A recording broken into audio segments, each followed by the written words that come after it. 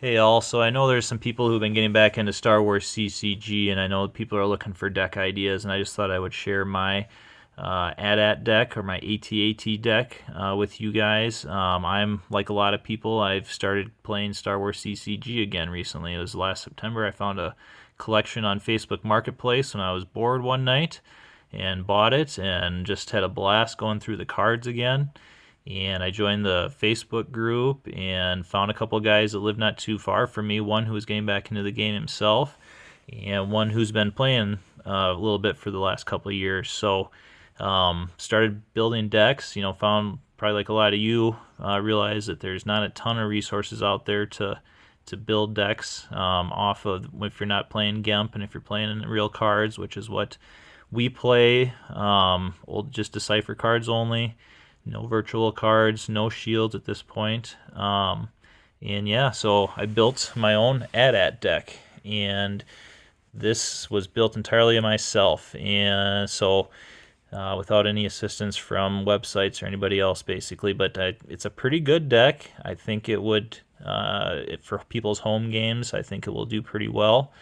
I think it's pretty competitive, pretty good, but also, very fun to play. Who does not want to play with AT-ATs? Who does not enjoy playing with AT-ATs?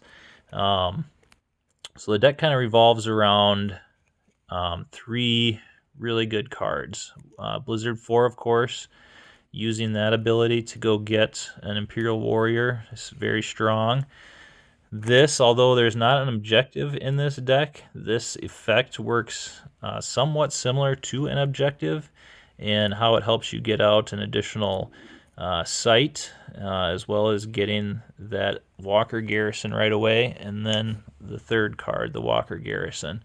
Very strong card for helping you get AT-ATs. It can help you go get a Blizzard 4 when you want one. And it can also really do some punishing force drains that if there's a close game, or even sometimes if it's not looking good, you add that extra +2 on some force drains with this card, and it can really change the game. It could possibly win you the game. And usually, if you're playing this deck against somebody for the first time, there's a good chance they are not going to see it coming. So how do we get out the you may start your landing right away? If you're new enough that you are not using prepared defenses, this is a card that you need to get to know. Really good. Let you get starting effect is what you're using at. Let you get 3 effects to start your game, and so you play that. And the 3 effects that I'm using right now, of course, are start your landing. I'm using this one because one of the things that I've found that there's a lot of light side decks that have a lot of force retrieval, and I put some extra card to stop the force retrieval. And of course, Imperial Arrest Order and Secret Plans, which does a lot of things. Of course, one of the big ones being it helps you go get docking bays, and it also prevents people from being able to retrieve forces easily. So those are the starting effects. And then, of course, prepared, or you may start your landing, allows you to, so you play the 5th marker for your starting location, and then you may start your landing, allows you to go get the 3rd marker, which is the site that you want to control, because you can force drain for +1 there, and it's also where your opponent can deploy easiest. So you want to kind of make sure you're taking care of this site. So you get your 2 sites out right away, which gives you some nice force, nothing crazy. A couple other locations, of course, we got the Hoth Mountains and the Hoth North Ridge. If you draw one of these in your opening hand, that's huge, because just getting one of these extra sites out is it's great. It's a big deal getting one of those out right away. And then, of course, I've got the Hoth Docking Bay, and then I've got 3 other docking bays, the ones that give you force but don't give your opponent any force, and you want to go get those with the Imperial Arrest Order, of course, each turn if you can. I went with 3 of them because Again, you get a decent amount of force with the 3rd and the 5th marker, but it's not a crazy amount, and there's not really any other ways to increase the amount of force you get each turn. So I went with 3 of these to help get some additional force. And then go through some of the characters and stuff here. So General Veers is huge. If you didn't see this on the Walker Garrison card, you have to have Veers in exterior Hoth sight in order to use this card. So General Veers is very important to have out. So I've got 2 of him in the deck. Three I don't think would be out of the question, but with cards like Blizzard 4 help you go get him. And then of course got Imperial Commands in here, and I play 4 of them, so a decent amount of Imperial Commands. And again, to help get Veers out, if one of your Veers gets killed, hopefully then you got another Imperial Command, you can go get another one, or use Blizzard 4 to go get another one. But you definitely want to protect Veers. Good idea to deploy him on an AT-AT so that he's not as easy to kill, or he's not as easy as to target with a weapon. Nice thing about AT-ATs is I don't know of any lightsabers that can target a vehicle. So like lightsabers go, as far as weapons, you don't have to worry about that, and most other weapons don't target vehicles either. So you want Veers on an AT-AT, so to help protect him.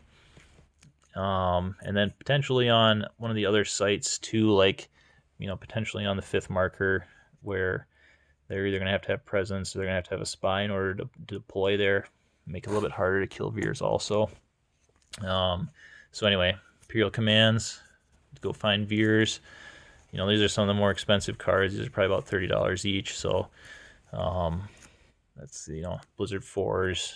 You can get Blizzard 4s for like $25 each right now. So those are kind of some of the more expensive cards. So for walkers, we got a few Imperial walkers. These are the smaller ones, the lower power, but they're cheaper to play, which can be really nice, especially when you want to get because if you want to get, for example, if you want to get 3 walkers out to get on 3 different Hoth sites, that getting them out cheap sometimes can really help make sure you make that happen.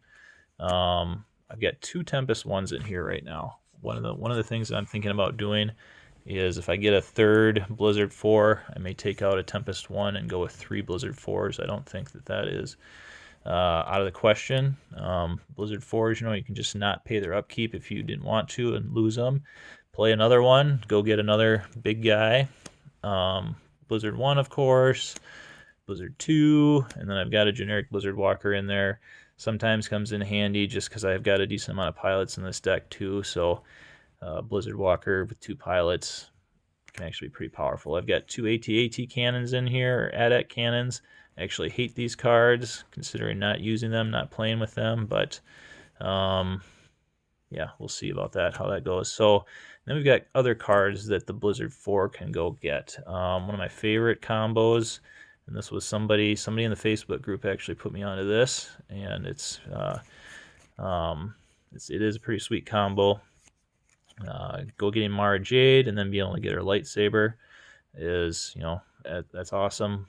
Throw it on a Blizzard 4 and then you get a Mara Jade with her lightsaber. Never a bad thing. Other cards to go get. So we'll get Darth Vader. Go get Darth Vader with Blizzard 4. Of course, his lightsaber. And then I've got a Lord Vader in here who, Lord Vader with the lightsaber is just a powerhouse. So those are great cards to go get with Blizzard 4. If I already got a Vader out, I might go get Tarkin. I've got Evazan and Panda. I'm considering taking this. He's powerful because he's got the 6 power, but considering taking him out for another Tarkin potentially. I've got 2 Ozls in here because he's so handy, so free to go get. And with the 4 Imperial commands, sometimes sometimes just go use an Imperial command to use nice. One of the other things about Imperial command is a use interrupt. So, basically cycle it by go getting an Ozzel, playing Ozzel for free. It's nice. Then we got some pilots. Most all these pilots add 3 power. Got an Iger, of course. But these are kind of the guys you put down to pilot. Add 3 on to the walkers, as well as They'll be, sometimes they can be your sacrificial lambs for attrition loss also, so you don't forfeit like a big walker or something like that. If you're going to lose attrition, you can just lose one of these little pilots and not hurt you too bad. So Ozzel's good for that too. So, and then of course Trample, which is super handy card to have. It's a used interrupt, which is great. You can knock out a character and then cycle it back in your deck is always great. And Rebels light side decks have a lot of there's a lot of low defense, low ability characters in light side decks that people use to do tricky things with sometimes. Trample is great to get rid of those guys. Get them out of the way. I play 5 tramples. I don't know, never have too many tramples, I guess. Got a couple Imperial Artilleries in here just for their 7 Destiny number, basically. One of the reasons to keep the AT-AT cannons in here, I guess, is to help cycle this card if I have it in my hand.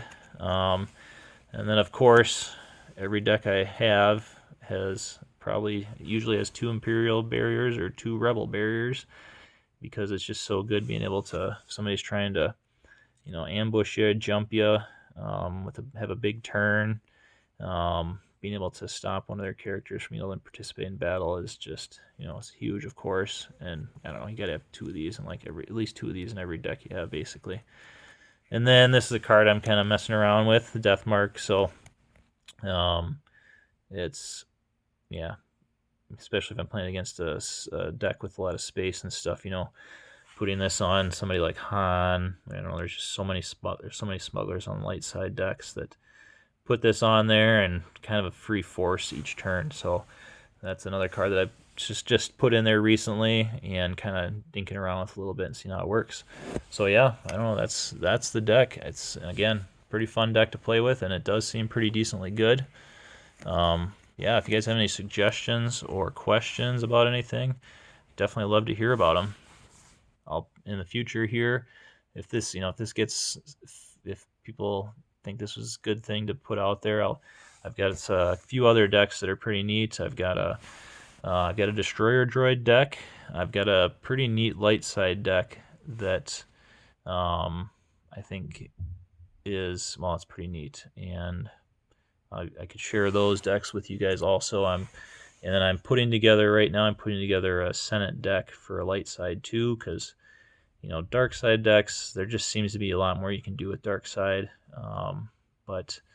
And dark side, I don't know, dark side just seems better for the most part. So I'm putting together a Senate deck for light side deck. Never played against or never played a Senate deck or a politics deck before, so I'm kind of looking forward to that, and should be something really new and should expand a lot of horizons, I think, for me and the guys I play with too. So that could be something that I could share here too, and probably about a week or two once I get all the cards that are coming to me and actually get a game, hopefully get a couple of games in before I actually share it with you, so I kind of have a little bit better idea on what's going on. So yeah, thanks guys.